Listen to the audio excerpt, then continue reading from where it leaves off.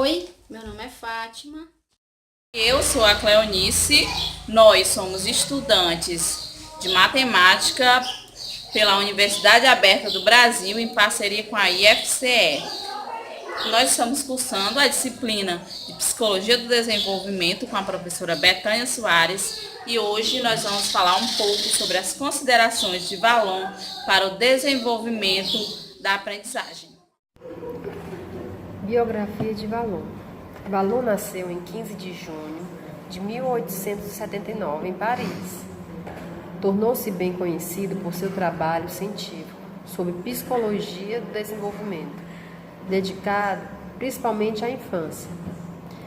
Vida acadêmica. Em 1899, Vallon é admitido na Escola Normal Superior. Aos 23 anos, em 1902, formou-se em filosofia pela Escola Normal Superior. Em 1908, formou-se em medicina, sendo que em 1908 a 1931 trabalhou com crianças portadoras de deficiência mental. Em 1914, serviu durante meses como médico no exército francês, na frente de combate. Em 1920, passou a lecionar na Sorbonne Universidade de Paris. Entre 1920 a 1937, foi encarregado de conferências sobre psicologia da criança na Universidade Sorbonne e em outras instituições do ensino superior. Em 1925, publica sua tese de doutorado, A Criança Turbulenta, iniciando um período de intensa produção literária na área de psicologia da criança. Em 1927, Vallon foi nomeado diretor de estudos da Escola Prática de Estudos Avançados e criou um laboratório de psicologia pediátrica no Centro Nacional de Pesquisa Científica.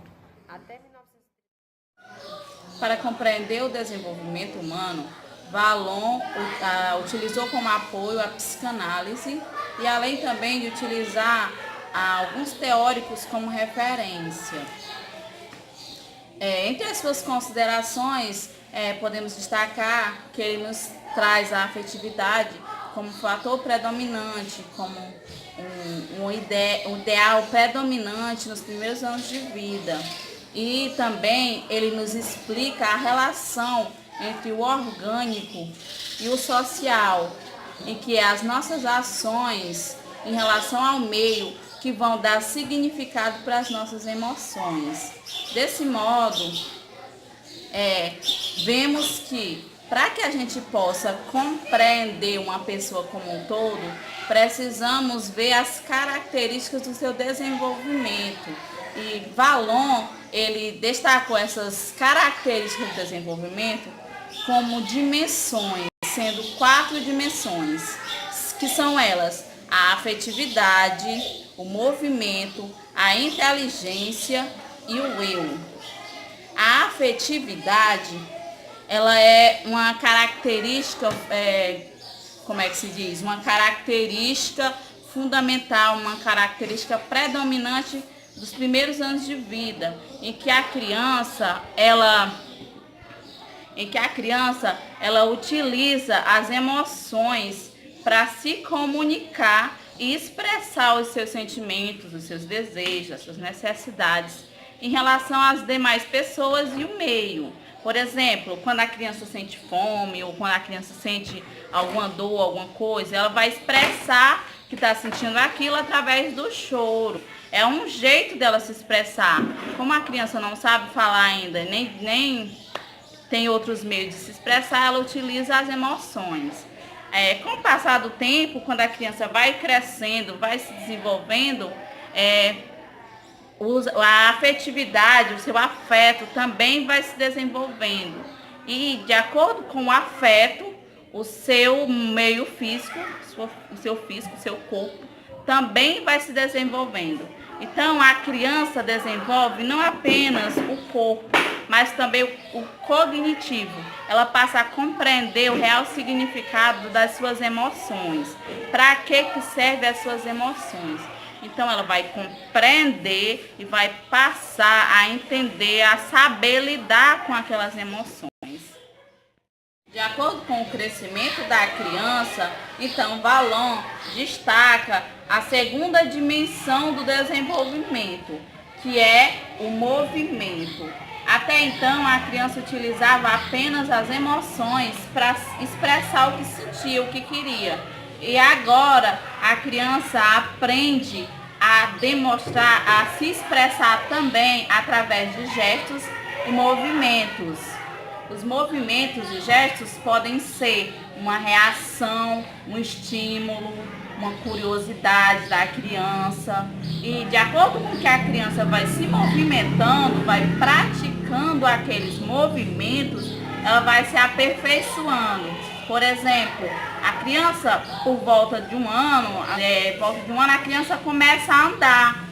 Mas no início ela não tem muito equilíbrio, não tem muito domínio. Mas com o passar do tempo ela vai aprender a andar, normalmente, sem cair, sem se desequilibrar. Então é a prática do movimento que vai aperfeiçoando a criança vai se aperfeiçoando de acordo com a sua prática. Mas só por volta lá dos 7 anos de idade é que a criança vai aprender a dominar realmente os seus movimentos.